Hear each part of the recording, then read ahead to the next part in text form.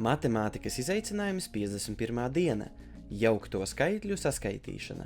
Kā saskaitīt 5 veselus 1/4 un 7 veselus 2/3? Daudzu cilvēku automātisks refleks būtu pārveidot tos parastajā daļā un saskaitīt kā 21/4 plus 23/3.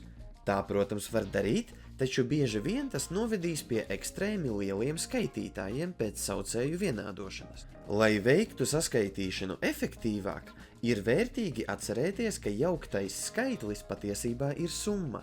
Proti 5 veseli 1/4 ir tas pats, kas 5 plus 1/4, un 7 veseli 2/3 ir tas pats, kas 7 plus 2/3. 5 veseli 1/4 plus 7 veseli 2/3 ir 5 plus 7 plus 1/4 plus 2/3. 5 plus 7 ir 12, un 1/4 plus 2/3 ir 11 12. Tātad atbilde būs 12 veseli un 11 12. Pamēģini līdzīgā veidā izdomāt, kas sanāks, ja saskaitīsim 4 veselus 3/4 un 10 veselus 1/2. Šis ir nedaudz sarežģītāks gadījums, bet, ja tu klausījies uzmanīgi, tu spēsi izdomāt, kā rīkoties tādā situācijā. Savas domas droši raksti komentāros.